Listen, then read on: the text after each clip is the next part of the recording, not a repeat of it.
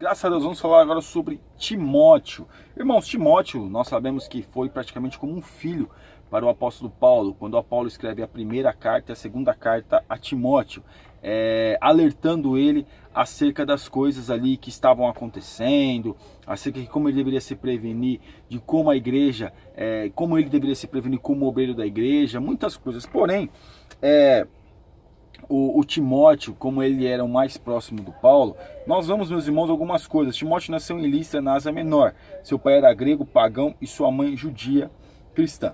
Então, meus irmãos, sua mãe, nós vemos que sua mãe era uma judia cristã e o seu pai era um pagão.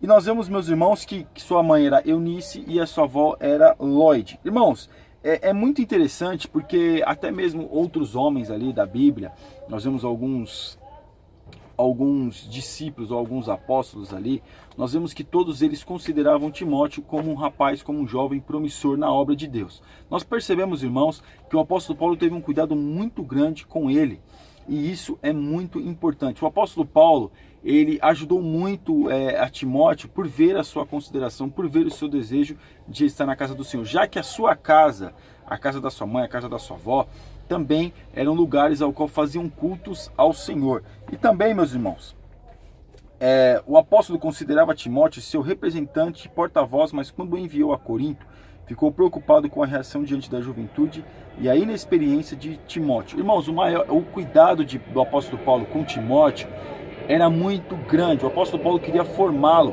não somente com estudos, mas também com uma experiência. Então o apóstolo Paulo estava, como quem diz, dando aos poucos para Timóteo, para que ele viesse a absorver, porque não adianta nada ter o estudo, mas não ter a experiência. Na verdade, a Bíblia transmite pouquíssimas informações diretas sobre Timóteo, mas os comentários de Paulo sobre ele falam de muito. Então, o apóstolo Paulo fala muito acerca de Timóteo, já que a Bíblia, principalmente nos Atos dos Apóstolos, não vai fazer muita menção a Timóteo. Então, alguns estudiosos acreditam que, segundo Timóteo e talvez a carta a Tito, não tenham sido escritas por Paulo, mas sim por seu pseudônimo, no fim do século I. Segundo esse conceito, não seriam fontes infalíveis nas informações sobre os dois homens, mas, com o que lemos nas entrelinhas de Atos e das cartas de Paulo, podemos dizer que conhecemos Timóteo muito bem.